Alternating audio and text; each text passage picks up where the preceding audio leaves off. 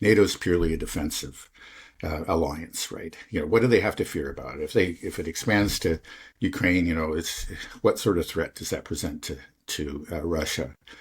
Well, the truth is, it's not purely a defensive alliance. We've seen that in recent history. In Serbia, we also saw that in Libya, and the Russians observed both events and understood that what NATO was and the danger it caused. And there was when there was this talk about bringing NATO in, let's say after the coup and after the annexation of Crimea, it became clear that there were many forces within Ukraine that wanted to take back Crimea, and they were building up their forces with NATO help to do that. And what Lavrov and others have pointed out is that if they became a member of NATO and then attempted to take back Crimea, Russia could very easily find itself in the war with all of NATO. Because of course, you say, well, this is, how things are always spun in the media. It might have been completely an offensive, unprovoked offensive operation by Ukraine, but it'll be spun that somehow the Russians were responsible for it, and then therefore all NATO must pile in. And that's what they're looking at. Now you say, well, okay, maybe this fear was excessive, but let's just stop and step back a moment and look at Russian history. Russia has been invaded through Ukraine, through the territory that we now call Ukraine, several times over the centuries. The most recent, of course, was the invasion by Germany in Operation Barbarossa. And let's just stop and think about what that did to Russia. I think most Americans don't really have a full appreciation of the Russian sacrifice.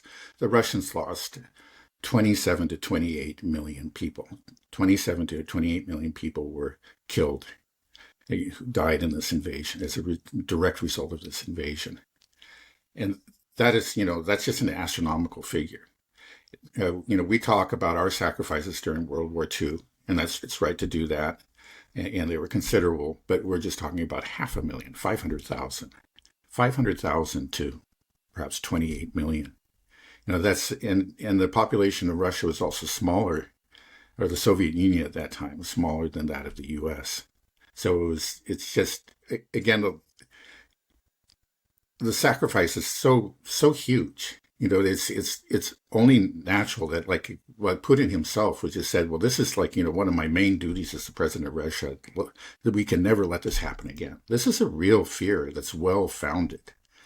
And then when you look at Ukraine, not only was this a buildup of forces, that was quite obvious, and they had reason, prior to the launch of the SMO in 2022, they could see this continued buildup, this arms flowing in from NATO, and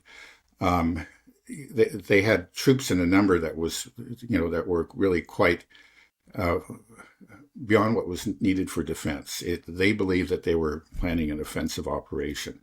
I don't know for sure that they were, but before the SMO began, and even before the Donbass republics declared their independence, there was a very sharp spike in artillery attacks on the Donbass by the Ukrainian forces. We're not just talking a little uptick of 10%, but it tripled, quadrupled during the days leading up to it. And the Russians thought it really did, or they say they did, that they believed that they were about to attack. So this notion that it was unprovoked is just absurd. It's absolutely absurd. They knew that it was a provocation. I think it was, it seems clear that actually, like, NATO knew that what they were going to do was going to lead to war. Their own people had been telling them, like William Burns, for example, this is going to lead to war. But they were looking forward to it because they thought that this would be a chance to destroy Russia. I've heard there was a Munich security. We recently had a Munich security conference. Again, where was very, very different from the one that occurred in 2022, which took place just before the launch of the SMO.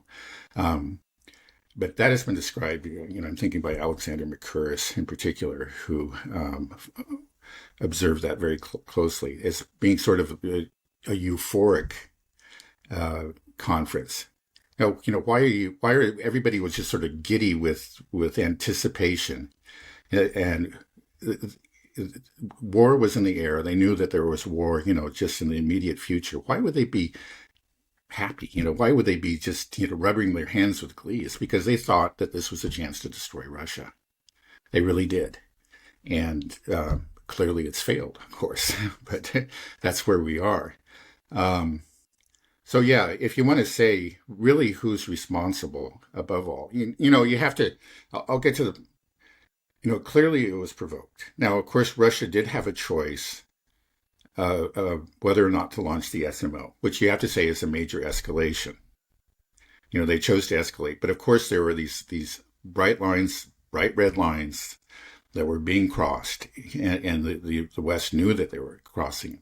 We talk about how often Russia does not respond, but this is one case where they did. They weren't the first ones to escalate. You have to go back to coup, and actually there's a lot longer history, but I just don't have the time to go into it. But let's say the coup at Maidan, and the constant shelling of Donetsk, all that, and the talk about bringing in, the promises. It's more than just talk. Promises to bring Ukraine into NATO. All these were escalations. The flooding of arms into Ukraine. This was an escalation, and then the Russians responded with their own escalation. Now you can argue that was a mistake, but it was, and you could argue. I think a reasonable person can argue that it was unjustified, but it clearly was provoked. It clearly was. So yeah, who's primarily responsible for this? The answer really is simple. It's the U.S. Actually, much more so than Europe. It's kind of funny now because the U.S. is walking away from it or appears to be under the Trump administration, and the Europeans are just holding on to, this anti-Russian crusade. But that's not how it began. I mean, if you go back into the mid 2000s, that's when the talk about bringing Ukraine and Georgia into NATO began, and the Europeans, the main European powers, in particular, Germany and France, rejected it. Like Merkel very clearly said that this is something we don't want. It was proposed by the Bush administration, and they came out against it. At that time, there was still some independence in Europe. They weren't pure vassals of the United States, but it was already, the European sovereignty had already been greatly weakened. So the Bush administration just, turned the screws, bent some arms, and then Merkel and Hollande and the rest of them, or it may have been Sarkozy even back then, said, okay, we'll do it. But it was actually, the U.S. had to apply the pressure. So anyway, now the U.S., this is sort of typical, right? We've seen this happen in different ways. They convinced these different countries here, that basically all of Europe, to join this crusade with them, and it led to war. And now that the U.S. is walking away, it's the Europeans who initially were resistant, who did not want to become involved, who saw the dangers. I mean, Merkel, said, this could lead to war. So, it's not like nobody knew what they were doing. But they gave up their sovereignty, and now they're just, they're in this mess, and they don't really, and they seem to have lost the ability to think for themselves and to actually reconsider the choices that they made. And these are choices; they're choices to follow the U.S. And you see the mess that we have now. Yeah. Do you think that there will ever be a recognition of this from the United States or just globally after this war is done? I mean, will there be an adjudication, you know what I mean? That this is a recognition of why this all happened and who there's to blame. I mean, they say history is written by the victors, so the Russians are going to win, but will history recognize that? Will the U.S. be able to recognize that? The Western European countries recognize that? It's hard to say. I mean, of course, we've had a change in narrative that's significant. We hope that it will continue under the Trump administration.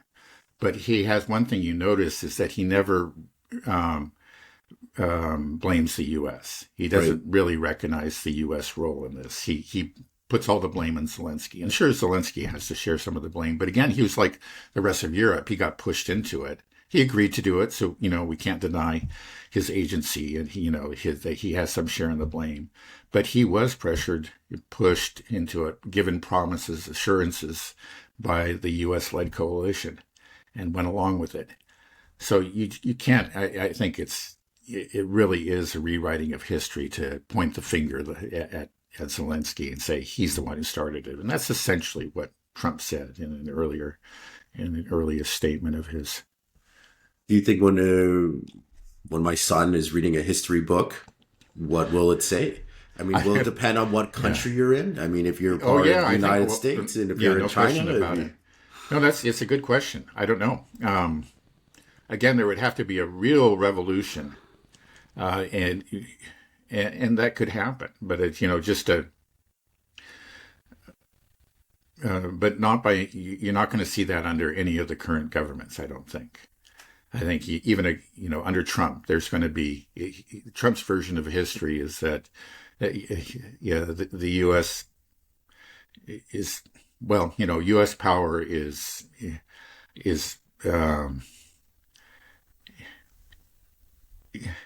U.S. power is basically always on the side of good. So, yeah, I think even if Trump goes ahead with these reforms, unless it goes much deeper than I expect, we're going to continue to see the same narrative. I mean, it's taken a little bit of a beating. We have to admit that's why you're seeing that debate online. There's the beginnings of a debate, and maybe that'll go somewhere. Perhaps I shouldn't be too pessimistic. But there's a lot of pushback. I was just looking at like media reports or opinion pieces in pro-Trump newspapers like the New York Post, Republican-leaning publications. And they were very happy about the meeting between Zelensky and Trump and the fact that, he's not calling him a dictator anymore. They were quite upset about that. So, there's still a very strong part of the Republican establishment, even the Trump-supporting Republican establishment, that's very much, supports the old narrative and wants to see it come back. Now, it has to be said that I think, like in the general electorate, there has been a real shift. The comments that Trump has made has affected the opinions that the average Trump voter, let's say, or even the average voter has towards Ukraine, because they never heard Ukraine criticized before. And now they heard it and they began to, so a lot of people, there are those who are fanatically devoted to Trump. They're going to echo whatever he says. But clearly through this, it's not just Trump, but actually very reasoned comments coming from, and well-founded comments coming from Hegseth and Marco Rubio. Hopefully that's seeping through and is starting to have an effect. We have a ways to go before we actually get to a fundamental change of the narrative. Where a reckoning of what the U.S. involvement, because that goes well beyond Ukraine. It's really about U.S. hegemony. And it's not clear to me that at all that Trump really wants to give up on U.S. hegemony. I think he just has maybe a more realistic overall, even though his grasp of the facts can be pretty weak, but it's just sort of a greater appreciation of the realities. But U.S. hegemony nonetheless. Guys, thanks for listening. Please like, comment, subscribe, all that good stuff. And if you haven't checked it out yet, please check out my website, nobliski.io. You can look at the pinned comment below. It's something that I think you'll find useful. Even my dad uses it. My wife uses it. Instead of Googling things, you should be using this website because you get access to OpenAI, Perplexity, Anthropic, DeepSeek. There's hundreds of models that you can use. It's what I use to create the thumbnail images, things like this. And the greatest thing about it is there's no rate limits. There are no subscription fees. It's free to try out and use. You get free tokens every day. So if you're not a heavy AI user, you will never have to pay for anything. But this is really my passion project. I really want to get it off the ground, and I think you guys would like it. So yeah, check it out. Let me know what you think. And if you have time to download the apps and give it 5 stars, that'd mean a lot to me as well. Thanks a lot.